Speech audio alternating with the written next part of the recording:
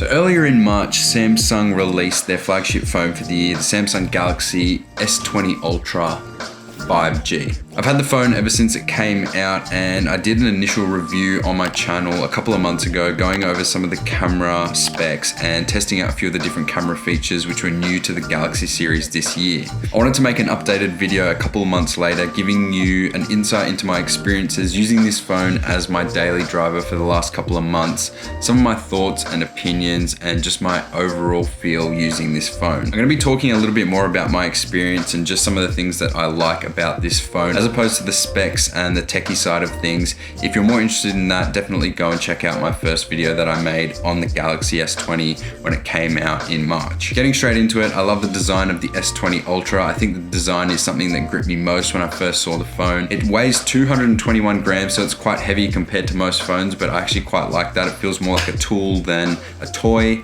It has a 6.9-inch Quad HD display, and it comes in a grey or black colorway. I personally like the grey colorway more. It's probably one of my favorite colors, especially for a phone, and it also doesn't show fingerprints as much as the black colorway does. But either way, if you're using a case, this shouldn't really be too much of an issue. It's quite solid, quite heavy, and it feels nice in your hand. The size isn't too big. I think it's the perfect size for me anyway. I think if it was any larger, it would be a little bit tricky to reach all corners of the screen. The sleek design and the curved edges are a lot more stylish than previous models, as opposed to the square, boxy type shape phones of previous generations. When I first got the phone, I was keen to test out the camera, and it was probably the feature that I was most excited to use, but after using it for the last couple of months, my favorite feature is actually not camera related, it's display related, and we all know that Samsung have great displays, and the S20 Ultra is no exception to that.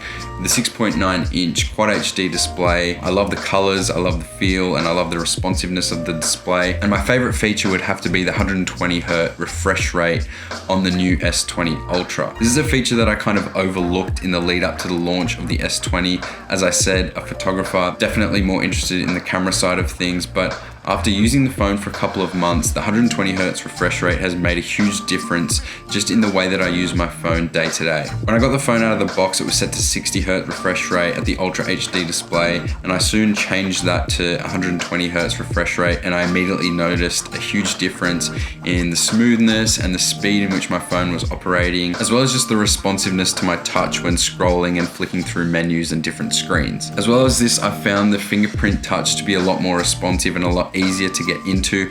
Previously on other generations, I was just pressing down and it would be hard to kind of recognize my fingerprint, whereas with the S20 Ultra, I can just tap the phone and it immediately unlocks to my touch. The only downside to the 120Hz refresh rate is the fact that you can't use it with the Ultra HD display. You can only use the 60Hz refresh rate, but for me, I much prefer having the 120Hz refresh rate. It just makes my user experience that much more smooth and seamless, and the quality difference in the Ultra HD to the standard HD isn't really too noticeable for me in my everyday use. As well as this, the S20 Ultra has a great battery life. I've been really impressed with how long this thing lasts, considering all the specs and all the features that this thing has jam-packed into it. It has a 5,000 milliamp battery, and I haven't really run this thing down to flat yet. I usually get a full day's use out of it, 5 to 6 hours, while intermittently charging it at my desk. But all in all, I'm pretty impressed with the battery life, and the charge speed on this is actually really fast as well,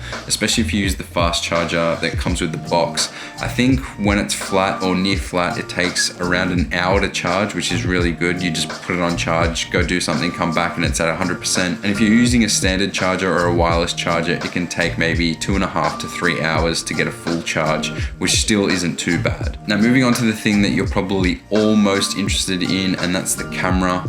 Initially, when I did a review of this phone a couple of months ago, I went over all the camera specs, and I had only tested it out for a month, but I've had 2 months with the phone now, and I can still say that this is probably one of the best smartphone cameras on the market. Jumping into the stills aspect, the S20 Ultra has 108 megapixel stills, which is huge, and the resolution definitely shows when shooting 108 megapixel stills.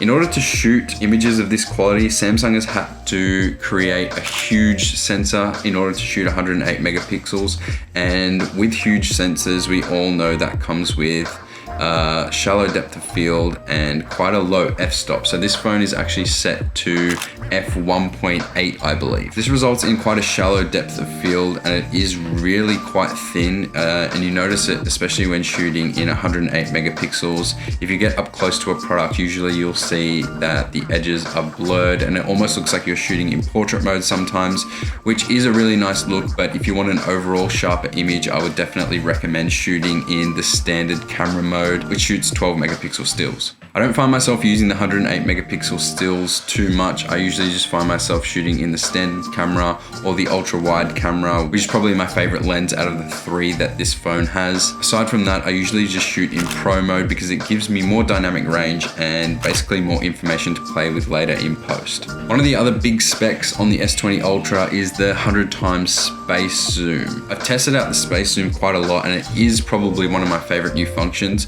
I would however say that the space zoom best operates anywhere between 10 to 30 times zoom.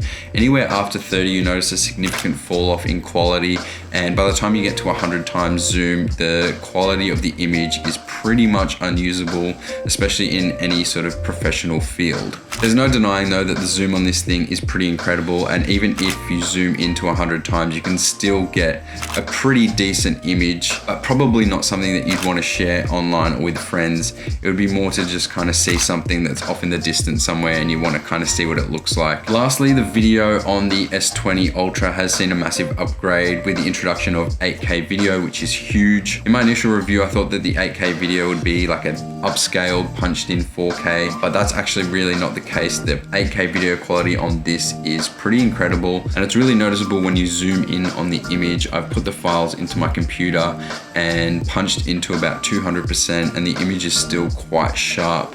The only thing that I have noticed with the 8K video is it has quite a significant rolling shutter, and what this is just the lines passing through the actual video while you're moving around and recording, and it gives the edges a warped, almost jelly-like look when you're moving around or doing any sort of fast-paced movement or shots in 8K. One of the other things that I've noticed about shooting in 8K is that it punches in on the sensor considerably, and it's going to result in a much tighter cropped image, meaning that you're going to have to either stand further away from your subject or act as though you're shooting at almost a 2 times zoom. The other thing with 8K as well is that it takes up a huge amount of space on your phone. Even though you can insert micro SD cards up to 1 terabyte of storage on this phone, the 8K video files are huge. Over time, it's definitely going to take up a lot of space on your device, so just something to be mindful of. Apart from that though, I'd definitely recommend shooting in 8K, but I would probably keep it stable on a tripod or just use it for shots that you're not going to be moving around too much in, where you do need that extra quality. I think for my purposes, I've definitely been using the 4K video a lot more.